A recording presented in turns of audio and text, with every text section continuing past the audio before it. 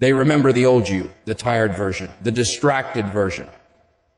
The one who talked big but stayed small. Let them remember that person, because in 2026, you're not coming back louder. You're coming back different, sharper, stronger, unrecognizable. No announcements, no explanations, just results.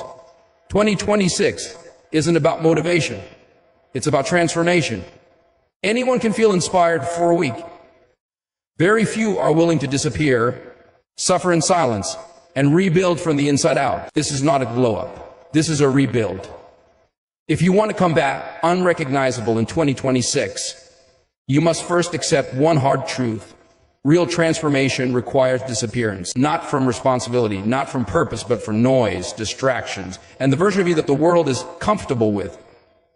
Most people never change because they stay visible. They stay available.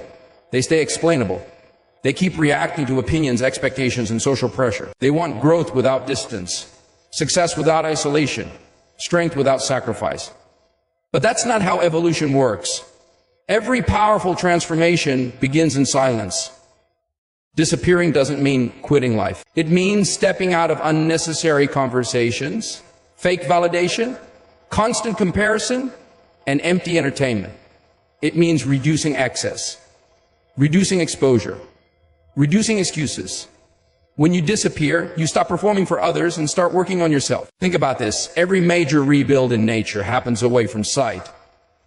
Seeds grow underground. Muscles grow during rest. Steel is forged under extreme heat, hidden from applause. Yet humans want to transform while being watched. That's why they fail. When you disappear, you gain something rare: focus. Focus is dangerous. Focus is powerful. Focus cuts through confusion. When there's no audience, no comments, no opinions, your mind becomes clear. You begin to hear your own thoughts instead of the world's noise. You stop reacting and start directing. Disappearing forces honesty. You can't lie to yourself in isolation. There's no one to impress, no one to blame, no one to distract you from your weaknesses. You start to see where you're lazy, where you lack discipline, where you've been avoiding responsibility. And that awareness hurts, but it's necessary. This phase feels lonely. That's the test. Most people return too early because loneliness scares them. They confuse solitude with failure. But solitude is not weakness, it's preparation. The strongest minds are built when no one is clapping, no one is checking in, and no one cares whether you succeed or not. Disappearing teaches self-reliance. You stop depending on motivation from others. You stop waiting for encouragement. You stop needing approval. You learn to move even when you don't feel like it. You learn to train when it's quiet, to work when it's boring, to stay consistent when there's no reward. That's where discipline is born. When you disappear, your priorities shift. Time becomes valuable. Energy becomes guarded. You stop wasting hours on meaningless scrolling, pointless arguments, and fake relationships. You start investing in sleep, health, learning, training, and execution. You begin to rebuild your identity. The old version of you is shaped by comfort, habits, and convenience. The new version must be shaped by structure, routine, and standards. That cannot happen in the same environment. You cannot rebuild yourself in the place that broke you. Disappearing is also about emotional detachment. You stop reacting to disrespect. You stop explaining your goals. You stop arguing with people who don't understand your vision. Silence becomes your shield. Distance becomes your protection. Not everyone deserves access to your growth process. This phase is uncomfortable by design. You will feel misunderstood, forgotten, ignored. That's good, because when no one expects anything from you, pressure disappears and progress accelerates. You are no longer carrying the weight of opinions. You are carrying the weight of purpose. Disappearing sharpens hunger. When distractions are gone, ambition gets louder. You start craving progress. You start measuring days by output, not entertainment. You feel dissatisfaction with mediocrity. You develop a quiet intensity and internal fire that doesn't need to be seen. This is where momentum begins. Small wins stack up. Early mornings feel normal. Hard work feels necessary. Discipline feels automatic. And slowly, without announcing it, without proving anything to anyone, you start becoming someone else. Someone calmer. someone sharper, someone more dangerous to their own limits. You don't disappear forever. You disappear until you're ready. Because when you finally return, it won't be with noise or validation-seeking behavior. It will be with presence, with confidence, with results that don't need explanation. But before that return can happen, the disappearance must be complete. If you're serious about coming back unrecognizable in 2026, you must stop relying on motivation. Motivation is emotional. It rises when things feel good and disappears the moment life applies pressure. Discipline, on the other hand, doesn't care how you feel. Discipline moves regardless of mood, energy, or confidence. Most people wait to feel ready. That's why they stay average. Discipline is the ability to act even when you don't feel like it. Especially when you don't feel like it. It's waking up when your body wants comfort. It's training when your mind wants excuses. It's working when there's no immediate reward. Motivation might start the journey, but discipline is the only thing that finishes it. Look around. Everyone is motivated on January 1st. Everyone feels inspired after watching a video. But very few people show up on a random Tuesday when nothing feels exciting. That's where discipline separates itself. Discipline is built through repetition, not emotion. Every time you do what you said you would do, especially when it's uncomfortable, you strengthen self-trust. You prove to yourself that your word matters. And once your mind starts trusting you, confidence becomes natural. You no longer need external hype. You create internal authority. Motivation asks, how do I feel today? Discipline asks, what needs to be done? Discipline creates structure. Structure creates freedom. When your days are controlled by routine, you stop wasting mental energy on decisions. You don't debate whether to train, you train. You don't negotiate with laziness, you execute. Your life becomes predictable in the best way possible. Progress becomes inevitable. This is how elite performers operate. They don't wait for the perfect mood. They don't rely on excitement. They build systems that force consistency. Early mornings, scheduled workouts, fixed work blocks, non-negotiable habits. Discipline removes randomness from success. There will be days you feel weak. That's expected. Discipline isn't about being strong all the time. It's about showing up when you feel weak. It's about keeping promises to yourself even when your energy is low. Especially then. Because every time you push through resistance, you harden your mind. Discipline also means saying no to distractions. No to instant gratification. No to people who drain your focus. No to habits that feel good short-term but cost you long-term. Every no strengthens your future yes. The disciplined life is quieter. There's less drama, less chaos, less emotional ups and downs. You stop chasing pleasure and start pursuing progress. You become less reactive and more intentional. Your emotions stop controlling your actions. Discipline doesn't care about your past. It doesn't care how many times you failed. It only cares about what you do next. That's why it's powerful. No matter how far behind you think you are, discipline can pull you forward one day at a time. This process is not glamorous. There are no viral moments, no applause, no instant recognition, just repetition, boring, uncomfortable repetition. And that's why it works. Most people quit because they want excitement. Discipline thrives in boredom. When discipline becomes your identity, everything changes. You stop asking for permission. You stop seeking validation. You stop comparing timelines. You focus on execution. And slowly, others start noticing, not because you talked, but because your behavior changed. Your posture changes. Your energy changes. Your standards change. You begin to respect yourself more, and the world follows. Discipline also builds mental toughness. You learn to tolerate discomfort without reacting. You learn to delay gratification. You learn to stay consistent under pressure. These skills don't just transform your body or career. They transform how you see yourself. You stop seeing yourself as someone who tries. You see yourself as someone who finishes. And once discipline is installed, motivation becomes optional. Even on days you feel empty, you move.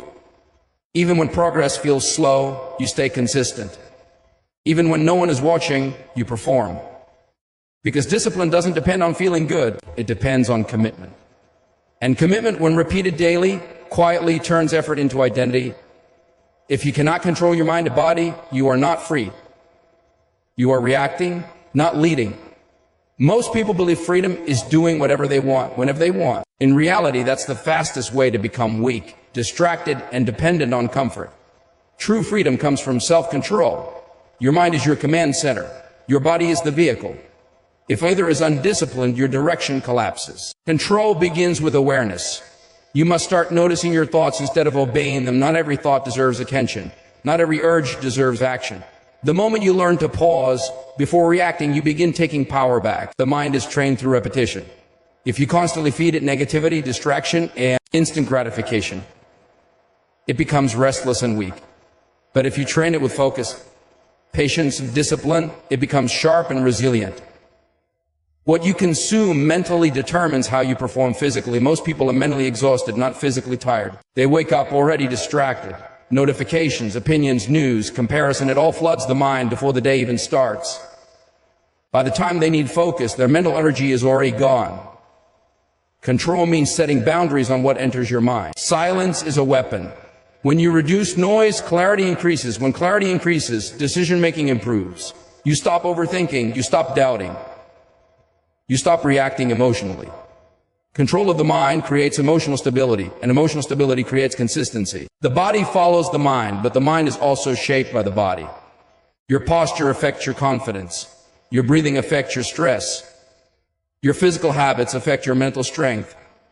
A weak body creates a weak mind. A trained body reinforces discipline, patience, and endurance. Physical training is not about appearance. It's about authority over yourself. When you train regularly, you teach your brain one powerful lesson. Discomfort is survivable. That lesson carries into every area of life. Stress becomes manageable. Pressure becomes familiar. Fear loses its grip.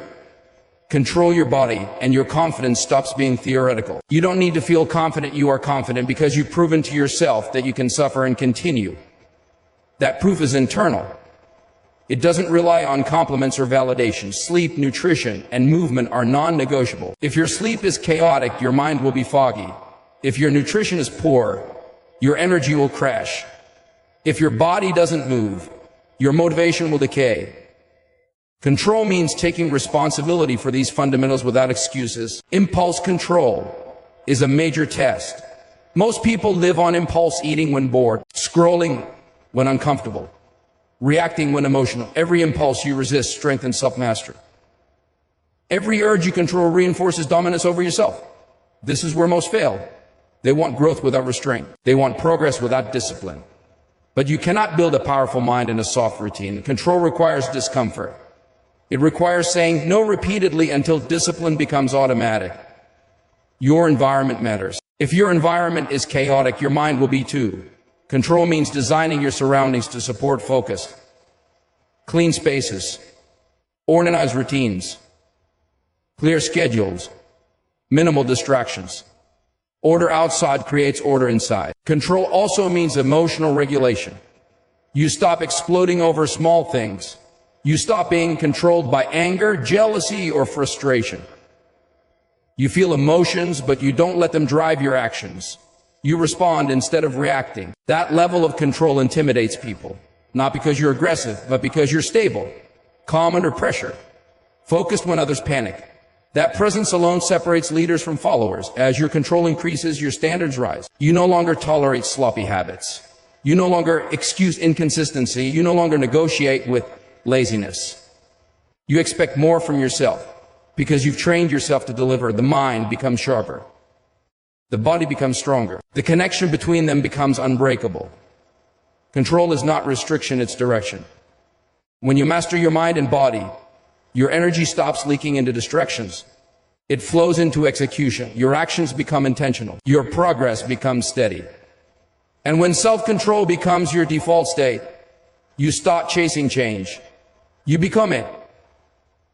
If you want to combat unrecognizable in 2026, you must learn how to suffer in silence. Not because your pain doesn't matter, but because broadcasting your struggle weakens its purpose.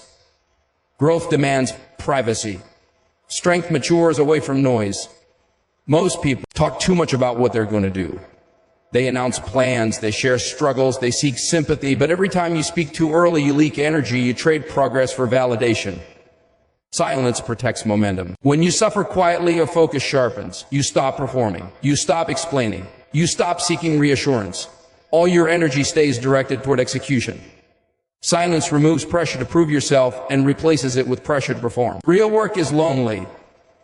There are mornings when no one checks on you, nights when no one knows you're exhausted, days when you feel like quitting and there's no encouragement coming. That's not punishment, that's preparation. Because if you can stay consistent without support, you become unstoppable with it. Silence builds mental toughness. When no one knows your struggle, there's no escape. You can't complain your way out. You can't talk your way into relief. You either endure or you quit. And every time you endure, you strengthen your capacity for pressure. The strongest people don't look strong while they're becoming strong. They look normal, quiet, focused, invisible. That's because true transformation doesn't announce itself. It accumulates silently until one day it becomes obvious. Suffering in silence also keeps your goals safe. Not everyone wants to see you win. Some people doubt you. Some feel threatened. Some smile while secretly hoping you fail. When you move quietly, you avoid unnecessary resistance. You grow without interference. Silence creates emotional discipline. You stop venting every frustration. You stop reacting publicly. You stop letting emotions control your narrative. You process internally and act externally. That separation is powerful. It keeps your decisions clean and your direction clear. Pain is part of the process. Early mornings hurt. Discipline hurts. Growth hurts. Let it. Pain is not a signal to stop. It's a signal that you're pushing past comfort. When you learn to accept pain without dramatizing it, you develop resilience. Most people crumble under pressure because they're not used to carrying weight alone. Silence teaches independence. You learn to self-regulate. You learn to self-motivate. You learn to self-correct. Those skills matter more than talent. There is dignity in quiet suffering. It builds character. It builds depth. It builds a calm strength that doesn't need to be seen to be felt. People sense it later in your posture, your discipline, your presence. Silence also humbles you. You stop chasing praise. You stop needing recognition. You stop attaching your identity to other people's opinions. You become grounded in effort, not outcome. This phase will test your patience. Progress feels slow because there's no feedback loop, no likes, no applause. Just work, repetition, consistency. That's where most people quit right before the shift happens. But if you stay silent and persistent, something changes.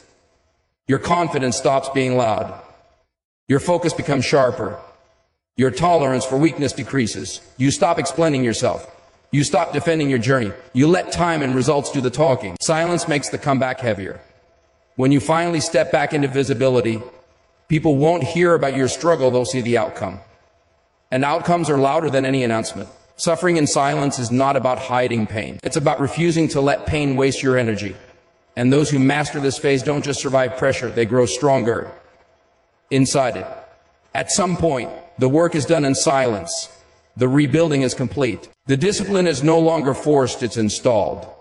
And that's when the final phase begins. Returning as proof. Not with words. Not with explanations. Not with stories about how hard it was. Proof doesn't talk. Proof shows. Most people return too early. They reappear the moment they see small progress. They rush back looking for recognition. But real transformation demands patience. You don't return when you feel different, you return when you are different. Proof is undeniable. It's in how you carry yourself.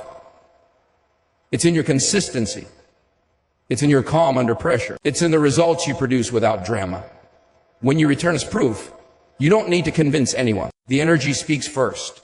People feel the shift before they understand it. Your presence carries weight because it's built on discipline, not ego. Proof is the product of standards. You no longer tolerate what once drained you.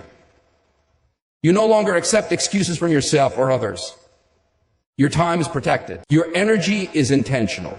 Your actions are aligned with who you've become. And that alignment is powerful. Returning as proof also means restraint. You don't flex unnecessarily. You don't seek validation. You don't over-explain your journey. You let curiosity come to you. And when it does, you keep it simple. I was working. That's it. Proof creates respect, not attention. Attention is loud and temporary. Respect is quiet and lasting. When people see your discipline, your structure, your growth, they adjust how they treat you. Not because you demanded it, but because you earned it. Your past no longer defines you. The old habits don't fit. The old mindset doesn't apply. The old version feels foreign. And that's how you know the transformation is real. You didn't just improve, you evolved. Returning as proof also comes with responsibility. You become an example whether you want to or not. People watch how you move, how you handle pressure, how you respond to success. You lead without speaking because your behavior sets the standard. And that's the difference between hype and legacy. Proof doesn't peak and fade. Proof compounds. The discipline that rebuilt you continues to push you forward. The structure that stabilized you keeps you growing. The mindset that transformed you keeps you sharp. You don't relax into comfort, you maintain momentum. There will be moments when the world tries to pull you back. Old patterns, old voices, old expectation. But you don't fall back because your foundation is different. You've seen what consistency can build. You felt the cost of discipline and the reward of it. Returning's proof is quiet dominance. You don't compete loudly. You don't argue online. You don't chase trends. You stay focused. You stay grounded. You keep executing. And slowly, your life becomes evidence of what's possible when excuses are removed. This is where confidence becomes permanent. Not because you feel unstoppable, but because you've proven to yourself that you can rebuild from nothing. That proof can't be taken from you. It doesn't depend on circumstances. It lives in your identity. And when challenges come and you don't panic. Because you've already done the hardest thing. You change yourself. So when you return clean. Return discipline. Return focused. Return as someone who no longer needs approval, motivation, or permission. Let 2026 be the year people don't recognize the old you. Because the new you is standing there as undeniable proof of what silence, discipline, and consistency can build.